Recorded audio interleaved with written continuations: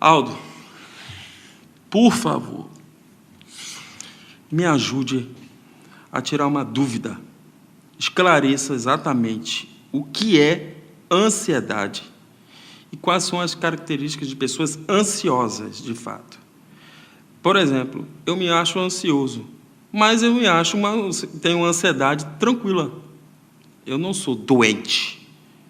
Como é que você pode dizer assim, sair de uma ansiedade que é normal para uma ansiedade que, infelizmente, é uma doença? Entendi, vamos lá. Bom, para início de história, aí tem a ver com a forma que a pessoa lida com o tempo, o fator tempo, né? Existe um autor chamado... Caramba, esqueci o nome do cara, mas vamos lá. Ele é autor do livro O Poder do Agora, né? Eckhart Tolle. Ele se pronuncia Eckhart Tolle, né? E esse livro do Poder do Agora é interessante, porque ele fez uma pesquisa, né, de três grandes religiões, né, o budismo, o cristianismo e o hinduísmo. E dentro dessa pesquisa dele, dos estudos dele, ele descobriu o quê? Que em épocas diferentes, né, os caras que foram considerados pessoas iluminadas, como Jesus, como Buda e como Krishna, né, eles conseguiram controlar essa ansiedade e viver no momento presente, né? A expressão usada para isso, uma coisa que brasileiro tem mania de copiar americano, chama-se mindfulness, né? Que é o quê? Estado de consciência plena. Ou seja, você está presente naquele momento, né? Está no aqui e agora. Então, o nome do livro é isso. Então, ele vai trazer exemplos do tipo... nos sermões de Cristo, né, dizendo assim, quem tem posto a mão no arado não pode olhar para trás, por exemplo. Porque o cara que está arando a terra, se ele olhar para trás, ele vai perder o fio da meada, vai sair tudo torto. Então, ele tem que focar aqui agora. Não tem que, se ele olhar lá na frente também, não vai adiantar zorra nenhuma, porque ele não vai estar percebendo o que ele está fazendo aqui. Então, o mindfulness, ou estar no momento presente, como é que a gente pode entender isso, né? O Buda também tinha uma outra frase que ele vai trazer no livro dele, que diz assim, as preocupações com o problema de amanhã não resolvem esses problemas de amanhã. Antes, ele rouba a tua paz hoje. Ou seja, você sofre hoje, né? Então, a ansiedade é você sofrer antecipadamente por algo que ainda não aconteceu. Né? A diferença disso, em contraponto, né, o lado oposto, que é que está? A depressão. Então, uma pessoa que está num quadro depressivo, o tempo dela é alargado. De repente, passou 3 anos e, para ela não percebeu, parece que foi um dia. A forma que ela lida com o tempo é completamente diferente. Já a pessoa ansiosa, a forma que ela lida com o tempo é exprimido. Ela está sempre correndo. Então, a característica da pessoa ansiosa, ela sempre chega atrasada nos lugares, ela se programa, ela faz tudo direitinho, tal, mas não consegue ser pontual. Derruba as coisas, né? Ela está sempre... a questão da pontualidade para ela é uma coisa que é surreal, né? Então, a pessoa ansiosa, a forma que ela lida com o tempo, eu costumo dizer que tinha que ser igual aquela propaganda do Unibanco, 30 horas, né? Que é 6 horas de atendimento, né, presencial no balcão, e 24 horas online, né? Só que o dia tem 24 horas para todo mundo, né? O dia tem 24 horas para todo mundo. Então, assim, se a pessoa está muito preocupada com algo que ainda não aconteceu, ou ela está muito presa a questões do passado, algum sofrimento, alguma experiência desagradável, ela não está agora, né? Ela não está agora. Então, uma ferramenta essencial para a gente trabalhar isso é a questão do mindfulness, né? Que é a meditação guiada, né? A pessoa, um orientador, um instrutor vai estar ali dando as coordenadas e a pessoa vai seguindo, né? Inclusive, é uma técnica que hoje nós somos autorizados a aplicar nos consultórios. Isso é usado nos quartéis militares, em escolas, empresas, até no SUS já está sendo implementado, né? Então, médicos, inclusive na área da cardiologia, os médicos perceberam os benefícios da meditação, né, da atenção guiada. Então, assim, por quê? Muitos dos casos, as pessoas, como a gente já falou, acham que tem um problema cardíaco, que está infartando, que está com sopro, ou está sentindo uma fisgada no peito e acha que está infartando, tem mais a ver com ansiedade do que a doença propriamente dita. Então, assim, o fator tempo está aí, cara, né? Então, a maneira, a diferença é a forma como a pessoa lida com isso, né? Como eu já disse, se a pessoa está preocupada com amanhã, ela não está aqui no momento presente, no aqui e agora. Ela está o corpo aqui, mas a mente dela está, sabe lá. E o corpo sente, né? O corpo sente Claro. por exemplo, tensões, algumas coisas assim, né? Que, enfim, às vezes está sentindo uma situação e não sabe por quê, né? Aldo, eu particularmente falando, quando eu estou com algum problema assim, que está me incomodando, e às vezes eu nem imagino que aquilo está me incomodando. Eu tenho só, assim, tá aqui na minha mente, mas eu não estou, assim, pensando exatamente naquilo. Mas eu sinto muita tensão aqui na região do trapézio, aqui também próximo ao pescoço já, sinto muita tensão. Isso é normal, então? Bom, isso é uma reação fisiológica, né? Veja bem, na TCC, a gente tem um esquema da TCC que se baseia em quê? Que a existência de pensamentos automáticos vão desencadear reações emocionais. Uma vez que você tem mudanças, alterações no seu estado emocional, vai afetar o comportamento. Você vai mudar o comportamento, vai mudar a postura, vai mudar os hábitos. Mudou o comportamento, vai gerar reações fisiológicas. Então, veja só, se você está preocupada com uma fatura que tem que pagar de hoje a 8, você começa a sentir essa musculatura, né, ficar duro, isso aqui começa a adoecer. Aí entra a questão que eu vou falar da neurociência, né? O que é que ocorre quando você está ansiosa? O corpo, ele interpreta isso como estresse. O que é que ele vai ativar? O alarme, a defesa, né? E a nossa defesa aos estresses do dia a dia, seja problema familiar, problema profissional, né, dos relacionamentos, a nossa defesa são as glândulas suprarrenais. E aí vai disparar o quê? Catecolaminas na corrente sanguínea. Catecolaminas, uma pessoa que está num quadro de estresse ou de ansiedade, ela vai gerar tensão no corpo. E o papel do músculo é o quê? Contrair. Por isso você contrai, fica duro, aí a pessoa vai sentir dor na cervical, dor no ombro, daqui a pouco isso se estende, vira uma tendinite, uma bursite, uma coisa maior. Se a tensão, porque imagina só, nosso corpo, né, quantos músculos existem. Se a pessoa tem uma tensão nessa musculatura das costas e ela prolonga esse estado por muito tempo, em pouco tempo a pessoa vai começar a sentir dor de coluna, vai ter uma protusão discal, uma hérnia de disco, uma coisa, e de repente não sabe por quê. E essas dores podem ser em qualquer parte do corpo? Em qualquer parte. E detalhe, as catecolaminas na corrente sanguínea, ela vai acelerar processos inflamatórios, tá? E aí, se você pensar que o coração é um músculo, né, que estômago é um músculo, a pessoa está ansiosa, faz um rombo no estômago da pessoa, começa com refluxo, depois vem para uma gastrite, se a pessoa não tratar, vira uma úlcera, faz um buraco no estômago da pessoa, que aumenta a acidez do estômago. Aldo, licença, Carioca, eu estou com um case aqui para passar para você, já que você tocou nesse assunto, eu vou ler agora, tá? Foi de uma pessoa também que nos enviou, e a pessoa fala assim: há pouco tempo tive uma crise de ansiedade forte que me ocasionou vários sintomas, tal como pressão alta e refluxo. A minha crise de refluxo provocou uma cólica peitoral muito intensa, que cheguei a pensar que estava tendo uma crise de infarto, pois o fluido do estômago subia para o esôfago e causava essa cólica peitoral insistente e intensa. Porém, após visitar o cardiologista e fazer uma bateria de exames, incluindo tomografia do coração, descobri que se tratava de refluxo. Isso tudo estava ligado ao estresse e ansiedade por conta do trabalho exaustivo e conturbado. Porém, isso tudo desregulou minha pressão arterial e o cardiologista receitou o tratamento de 1 ano, tomando um determinado medicamento para a manutenção da pressão. Você me diz o quê?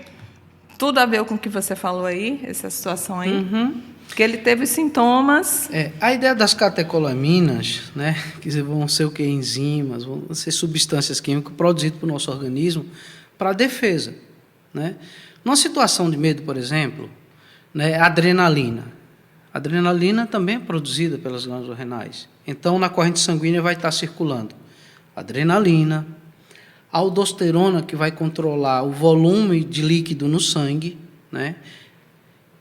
As catecolaminas, que vai aumentar a pressão sanguínea. Por quê? A catecolamina ela vai contrair os vasos sanguíneos, né? Isso é bem da neurociência, da neurofisiologia endócrina.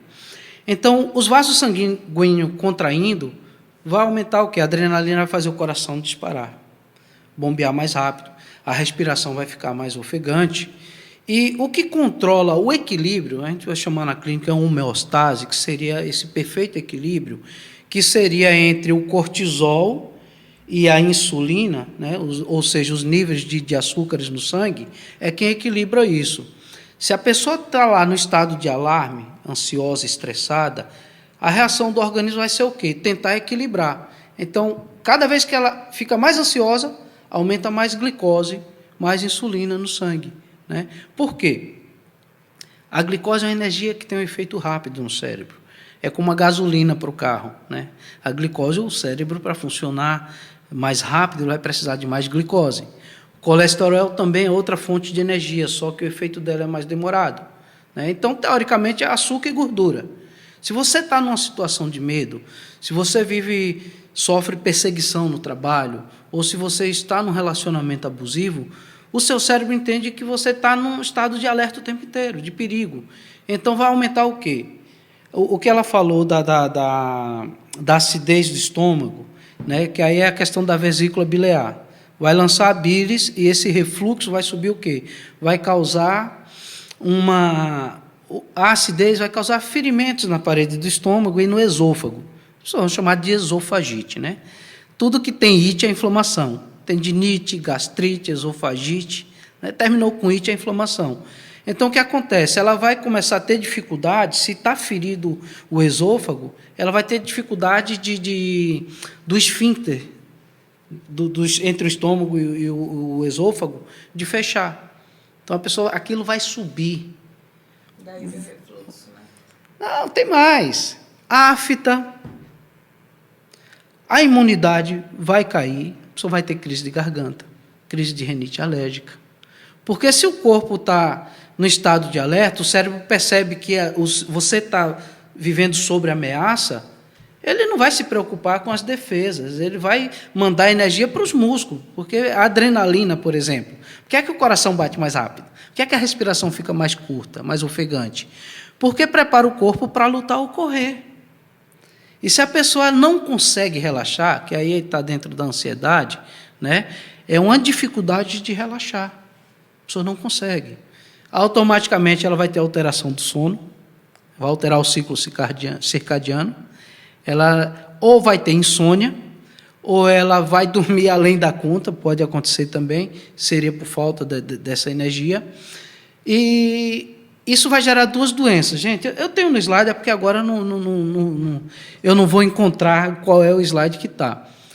Mas quando a coisa se agrava, né, ele tem duas doenças, chama a síndrome de Cushing e a doença de Addison, né? A síndrome de Cushing seria o excesso de cortisol. Então, a pessoa vai ter estrias horríveis na barriga, desenvolver papadas, ela vai desenvolver um cupim aqui, né, no ombro, tem pessoas que têm aquela coisa alta aqui, que é o excesso de cortisol. Já as pessoas que têm a síndrome a síndrome de Addison, ela vai ter alteração na pigmentação da pele, tipo vitiligo, os lábios, a língua vai ter manchas pretas, borrões pretos nas unhas, nas mãos, né? O pescoço vai ficar, as pessoas acham que está encardido, que é sujeira e não é, a pele fica mais escurecida. Então, veja bem, esses seriam casos extremos. Os exames clínicos só detectam essas doenças de Addison e de Cushing, né, nas extremidades 0,25 do percentual, que é o mínimo, ou o 0,97,5, que seria a doença de Cushing, né? Então, veja só, o que acontece no meio, os médicos não sabem o que ocorre ali. E é exatamente ali que acontece ansiedade, pânico, um monte de outras coisas, né? Tem outras doenças... Dificulta o diagnóstico. Dificulta o diagnóstico. Né? Então, quando a pessoa chega no estado de exaustão, o que acontece? Os rins não funcionam mais. As glândulas suprarrenais não funcionam mais. Aí ele vai entrar num déficit. E o cortisol, gente, muita gente fala que o cortisol é hormônio do estresse, mas não. O cortisol é essencial para a nossa vida, né? Por exemplo, quando a gente vai dormir, a glândula pineal produz um hormônio chamado melatonina, né, que é o hormônio do sono. Ele só é produzido de noite, no escuro, né? O cortisol é o que faz a gente despertar, a gente acordar. Se a pessoa tiver uma deficiência de cortisol, ela vai estar num estado que é muito parecido com o estado de coma. Ela vai entrar num sono que ela vai dormir, sabe, virar 2 dias, 3 dias dormindo e não acorda. Então, as pessoas com depressão têm o cortisol bem elevado? Olha só, a depressão está relacionada com a variação dos hormônios dopamina, serotonina e noradrenalina, né? Então, o que acontece? A pessoa ela vai ter um desequilíbrio hormonal. E aí, quando ela vai no psiquiatra e o cara passa lá um antidepressivo, o que acontece? A medicação vai proporcionar àquela pessoa esse hormônio que ela não está produzindo mais. Então, ele vai restabelecer o equilíbrio hormonal e a pessoa tem a melhora do quadro, né? É igualmente as drogas, né? Se a pessoa, vamos supor, a pessoa ela é borocochô, né? A pessoa bem para baixo, toda letárgica, a tendência dela vai ser usar drogas excitatórias, cocaína, crack, êxtase e tal.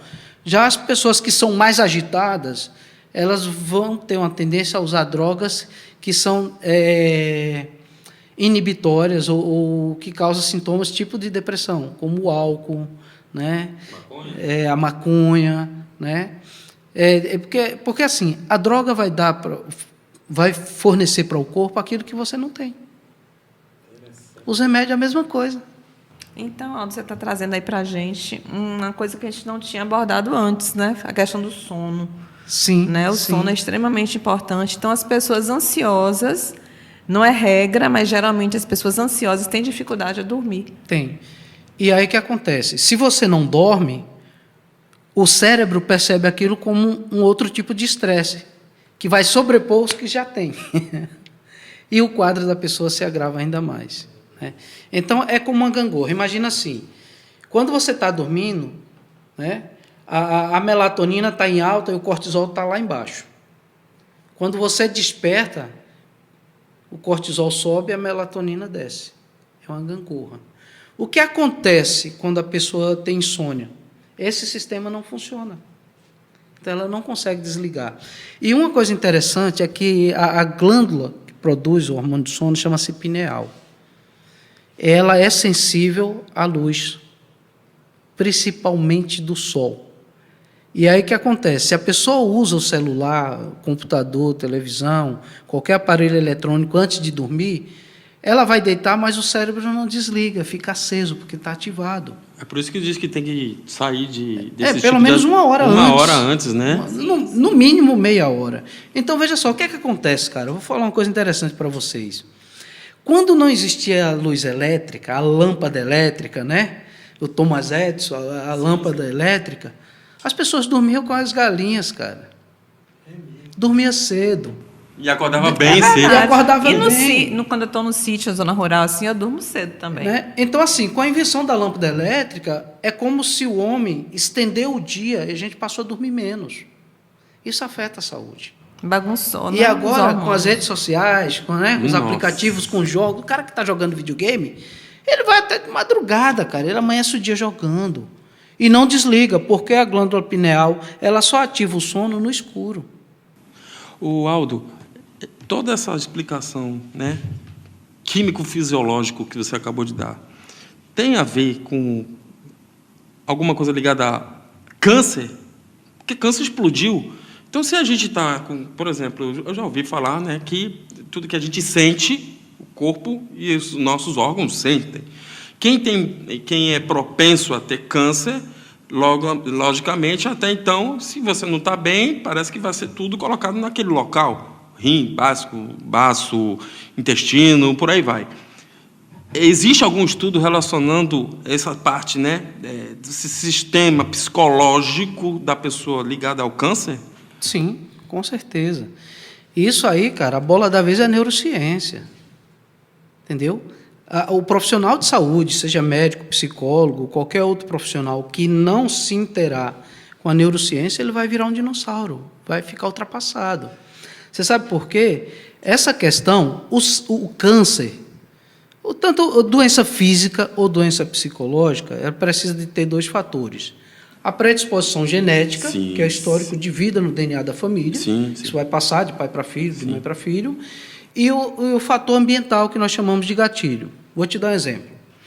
Vamos supor que meu avô morreu de câncer de pulmão. Meu avô fumava cachimbo, fumava charuto, fumava a porra toda, né?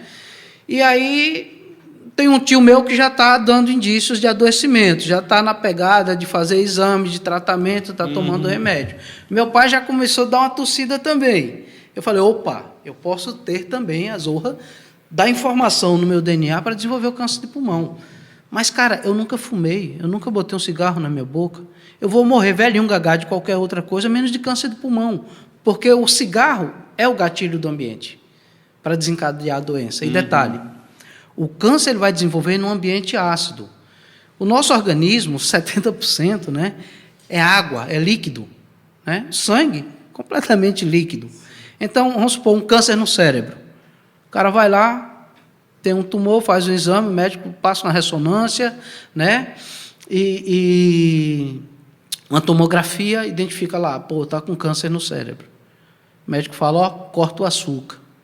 Porque o açúcar deixa o sangue ácido, o organismo ácido. O cara suspende o açúcar, o tumor diminui quase metade, cara. Então, assim, imagina o que eu falei agora há pouco, né? Do estresse e da ansiedade. Tem açúcar e gordura ali. Ambiente propício para o câncer. Então, a ideia é a gente buscar qualidade de vida. Aí, mais uma vez, eu vou falar, como no bloco anterior, a minha opinião pessoal, certo? Que é o quê, velho? Pensa comigo. Antes da Revolução Industrial, as pessoas tinham uma vida pacata, vivia do roçado, o cara comia o que plantava no quintal. Depois da Revolução Industrial, as pessoas saem dos campos, isso chama êxodo rural, né? Vai para os grandes centros urbanos em busca de uma vida melhor, de trabalhar nas fábricas, nas indústrias e tudo mais. A qualidade de vida mudou.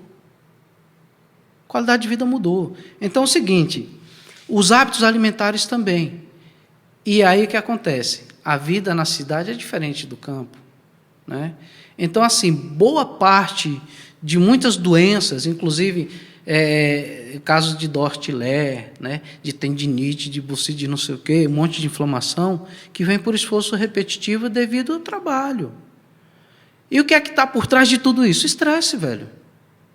As formas de trabalho mudou. Então, assim, por exemplo, hoje, você vai entender, há pouco tempo atrás, o IBGE tinha a perspectiva da média de vida do brasileiro de 72 anos. Tá? Já se fala aí que vai chegar aos 85. Significa que, em pouco tempo, vai ter pessoas passando dos 100. Já tem, né? Pessoa com 98, 97, 101, 102 já tem. Isso por quê? Devido ao avanço tecnológico, os aparelhos eletrodomésticos, as formas de trabalhar mudou para melhor, teoricamente, né? Então, as pessoas estão vivendo mais. O problema é a qualidade que está vivendo, que é a péssima qualidade de vida. Então, por exemplo, você não vai imaginar, quando você vai num banco e vê aquelas pessoas todas alinhadas, vestidas socialmente, né, com aquele sorriso, você não sabe o nível de estresse que aquelas pessoas passam. Já atendi várias pessoas que eram gerentes de banco. Eu não tenho vergonha de dizer, de todos os bancos, Caixa Econômica, Banco do Brasil, Santander, vários eles, que é o quê? A cobrança por meta. Por bater meta, por ter uma cartela de clientes, se está de 30, aumentar para 50, para 60, e cada dia é uma coisa diferente. Então, a cobrança aí é a questão, novamente, o fator tempo. Né? Vamos supor, Você é operário de uma fábrica, você tem 8 horas de trabalho. Seu salário é baseado nisso, né? Nas horas de trabalho. Naquelas 8 horas, se o teu patrão puder tirar o teu couro, ele vai fazer isso. Então, agora a cobrança é o tempo espremido, né? E aí, veja só, por que é que eu estou dizendo isso? Antes dessa revolução industrial e o advento também do capitalismo, o sentido da vida era viver. Qual era o sonho das pessoas? Casar e ter filho, ter uma casinha, ter um roçado e tal. Hoje o capitalismo prega para você que você só é feliz se você possuir bens. Se você tiver um carro massa, uma casa na praia, um carrão do ano, o celular de última geração, e tem um monte de pessoas cheias de bens em casa com um monte de quinquilharias e estão infelizes. Porque a felicidade e a qualidade de vida não está nas coisas, cara. O Arthur Schopenhauer já dizia isso no século passado, né? Felicidade não está nas coisas nem nas pessoas, está dentro de cada um de nós. Então, assim, se antes o sentido da vida era viver, o capitalismo trouxe essa desgraça que colocou o trabalho como uma única, né, razão da vida. As escolas preparam as pessoas, aquela coisinha bonita, a escola prepara o cidadão para a vida, para viver em sociedade e ser útil à sociedade. Porra nenhuma. A escola é uma fábrica de operários. As faculdades instruem as pessoas, você aprender a profissão e você prestar serviço para alguém. Não estimula as pessoas a pensarem a você buscar a qualidade de vida, a você crescer e desenvolver. Você é educado desde a infância para ser pinhão. Essa é a realidade, né? E as pessoas que não se enquadram nisso, elas acabam sendo excluídas da sociedade. Se tornam morador de rua, tenta suicídio, porque muitas vezes a pessoa não consegue emprego, não consegue estudar, não consegue ter um padrão de vida legal, ela não consegue fazer parte da sociedade de consumo. Ela vai viver à margem da sociedade. Isso é muito sério que você traz aqui para a gente, Aldo. Agora, me fala uma coisa. Como é que a gente vai sobreviver a esse caos, que eu vou dizer, esse caos emocional instaurado agora no mundo todo? Porque a gente não pode viver negando tecnologia, a gente não pode fugir da necessidade de ir ao mercado fazer compras, de ter que ter um trabalho, de ter que ter seu filho na universidade, enfim. A gente não pode se negar ao que está acontecendo na nossa geração agora. Como é que a gente pode encontrar equilíbrio para não se deixar envolver e gerar dentro da gente problemas emocionais que venham a causar problemas físicos, patologias? Perfeito. Essa é a questão. Perfeita a sua pergunta, né? E assim, muito bem elaborada, né? Vamos lá. Mais uma vez, eu vou dar minha opinião pessoal, tá? O que é que eu acredito, qual é a saída disso? A tecnologia veio para ficar, o capitalismo também está aí há séculos, né? Ou há décadas, melhor dizendo. A saída para isso é você ser um consumidor consciente, cara. Você só comprar aquilo que você pode. Você quer ver um exemplo? Final de ano, carnaval, São João, essas datas do ano que é festiva, as pessoas se descabelam para comprar roupa nova, calçado novo, né? Trocar de celular, né? Porque o coleguinha na escola tem um celular porradão e o meu é antigo, e as pessoas ficam fazendo resenha, você começa a se sentir diferente, excluído dessa sociedade de consumo. Cara, isso é um reflexo onde muitos vão para quê? Para a violência, para a marginalidade. O cara não tem condições de trabalhar, ele vai roubar, ele vai entrar para o tráfico, vai vender droga, porque é mais fácil. É mais fácil pegar do que é do outro, do que ele ter que estudar, né, ir para a faculdade 5 anos, fazer um curso de especialização, ralar para caralho para encontrar uma vaga no mercado de trabalho. Isso leva tempo. Certa feita eu vi uma entrevista com jovens, todos entre 14 e 15 anos, do tráfico no Rio de Janeiro, e eles com tênis de marca, com roupa de marca, e a repórter, uma mulher, perguntava, por que é que vocês estão aí? Né? Por que é que vocês fazem isso que vocês fazem? O cara falou, tia, se a gente não entrar aqui, a gente não pega a mulher. Aonde a gente coloca o currículo na empresa, o pessoal diz, aguarde que a gente vai ligar, ninguém nunca liga. O máximo que a gente consegue é um salário mínimo, que a gente tem que trabalhar um mês todo. A gente ganha um salário aqui numa noite. Então, eu posso usar roupa de marca, ter o celular de última geração, o tênis de marca e posso pegar a mulher que eu quiser. Então, qual é o sonho de consumo desse cara? É o tráfico? Não, é o sexo. Todo atributo, celular, roupa, não sei o quê, cordão de ouro, medalhão, para pegar a mulher, cara. Entende? Então, assim, respondendo a sua pergunta, na minha concepção, é você se tornar um consumidor consciente em termos da economia, da área financeira, né? Se você tem condições de comprar um celular novo, pô, Aldo, mas eu não tenho dinheiro para comprar à vista, eu tenho um cartão. Cara, você pode pagar, cabe no seu orçamento? Você consegue pagar as parcelas certinho? Porra, beleza, bacana, se joga, cara. Mas não vá sofrer, não vá se descabelar para comprar uma coisa que você não tem condições só para agradar os outros. O interessante é que hoje o mundo, mais do que nunca, prega. Você tem que ter do que Isso, você tem cara. que ser, né? Você tem que ter Isso. mais. Se você tem, você vale aquilo que você tem. Se você não tem nada, você não é nada. Perfeito. Infelizmente é assim. Isso mexe muito com a cabeça das pessoas. Perfeito. E das redes sociais é a mesma coisa. É você se tornar um usuário consciente. Tem gente que tem problema no trabalho, cara. Tem pessoas que perdem o emprego, que ela não consegue se conter, ela não consegue ficar. Tem pessoas que estão fazendo tratamento por isso, né? Quantas e quantas pessoas, né? Tem documentários na Netflix, né? Agora eu não me recordo o nome, mas caras que trabalhavam na Apple, na Microsoft, como é? MacPoint, não me recordo agora. Mas assim, o que os caras dizem é o seguinte, cara, é uma sacanagem que estão fazendo com as pessoas. Que por exemplo, Instagram. Quando um produto é grátis, pode ter certeza que quem está sendo vendido é você. Você que é o produto. A rede social é o veículo, e muita gente não sabe disso. Certo? Se está ali disponível, é tudo de graça, é porque você é que está sendo vendido para os empresários. Entende? Então, quando você toma consciência disso, né, você deixa de ser um escravo da mídia. Você deixa de ser um escravo das redes sociais. Né? Então, por isso que eu digo, a saída é se tornar um usuário consciente. Não tem necessidade, porque assim, algumas pessoas têm a rede social como se fosse uma extensão da vida dela, né? Tem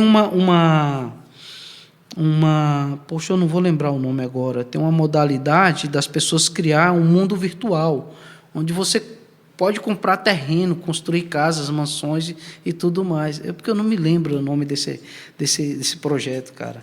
Mas tem milionários que estão investindo uma fortuna nisso. É tipo como se fosse um terreno na nuvem, a nuvem da internet, né? Algo assim surreal. Pô, por que isso, cara? Porque a vida dele aqui está uma merda, pô. A vida dele está uma droga, né? E por falar em droga, esse é um dos motivos, por exemplo, na pandemia. O número de usuários de droga, de alcoolismo, de cocaína, aumentou tudo. Porque a vida está uma merda, as pessoas caíram a ficha que a vida está uma droga. E vem cá, Aldo, você soube que na pandemia houve casos de divórcio que estourou. Isso foi no mundo todo, né? Como é que explica isso? As pessoas viviam mascarando relações. Por exemplo, eu sou casado com ela, eu ia trabalhar de manhã, só encontrava com ela de noite. Enfim, a gente não tinha essa relação real, firme. Veio a pandemia, a gente foi ficar juntos. Só que esse junto, aí que explodiu. Eu não suporto ela, ela não me suporta, o que ela fala para mim não é agradável e vice-versa.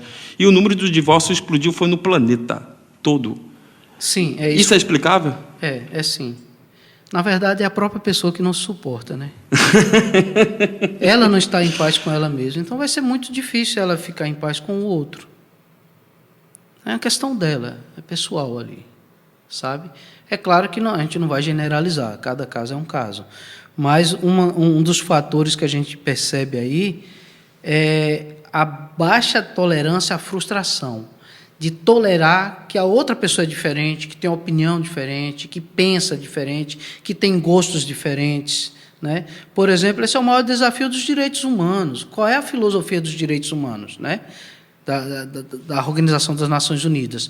De todos serem iguais em direitos e respeitando suas diferenças.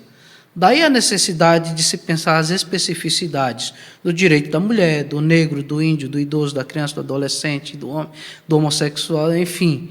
Por quê, cara? A parte mais difícil é aceitar que você é diferente de mim. Precisa ter uma lei que faça eu aceitar, porque você é mulher, ou porque você é homem, ou porque o outro é gay, ou porque a outra é lésbica. Porra, precisa ter uma lei para mim fazer isso, para eu controlar o meu comportamento. Eu acho isso um absurdo, né? Principalmente quando não tem órgãos que fiscalizem, que façam valer a lei. Né? Então, tem situações que é meio, eu diria, uma utopia. Temos muitos assuntos para outros podcasts, hein? Aldo, é justamente isso que eu ia dizer. Senão a gente ia ficar aqui horas e horas. Primeiramente, muito obrigado, certo? A gente não falou de TDAH, né? Mas vamos falar. Você volta. Você tem que voltar. Com certeza, aqui, cara. tem que Então, voltar. olha, primeiro mesmo. prazer, muito obrigado. Eu que agradeço. Companhia fantástica. Você ficou ansioso, que eu sei. Assim como eu fiquei, mas essa aqui ficou pior. Aldo, agora vamos responder aqui pra gente uma coisa. Você é ansioso? Quem é essa psicóloga? Quem não é, né? Eu sou estressado. Né? Eu tenho um nível de estresse um pouquinho acima do normal. Tamo junto. O estresse sim, a ansiedade não. Em termos de ansiedade eu sou bem tranquilo, sou bem light. Ai, que bom, a gente vai chegar lá, viu? Mas o estresse já é da minha história de vida. Faz parte. Gente, a gente tem um projeto, tá? É bom falar aqui agora, com a participação de Aldo, de criarmos um grupo, correto? Dentro do nosso próprio canal, a gente vai criar um grupo. Mas lá na frente a gente vai poder divulgar isso direitinho, tá bom? E aí a gente vai poder estar trabalhando junto com esse psicólogo maravilhoso que aqui está com a gente. Vamos fazer certo? essa parceria aí. Tá legal. Mais uma vez, muito obrigada aos nossos parceiros. Pousada do Convento do Carmo, a melhor estadia em Cachoeira. Vereda das Flores, a sua floricultura. Farmácia Cachoeira, a farmácia de Ciro, a farmácia que cuida de você. E Pereira. Não vamos esquecer de Pereira, não. Tá bom? Grande abraço, querido. Encerramos aqui o nosso podcast exclusivo com o psicólogo Aldo Dias. Gratidão sempre. Você sempre será bem-vindo aqui no nosso podcast. Eu que agradeço, né? Podem contar comigo aí, sempre que possível. Um jeitinho lá, o velho jeitinho brbrasileiro, encaixa na minha agenda e eu estou aí. Vocês vão ver aqui na descrição o contato de Aldo, caso vocês queiram manter contato com ele, de repente marcar uma consulta, enfim, ele é uma pessoa assim maravilhosa, tenho certeza que vai cuidar muito bem de vocês. E mais uma vez eu peço a vocês, por favor, aperta o sininho, se inscreve aqui no nosso canal, que precisamos de você para continuarmos aqui. Um grande abraço, até lá. Um abraço. É isso aí, gente.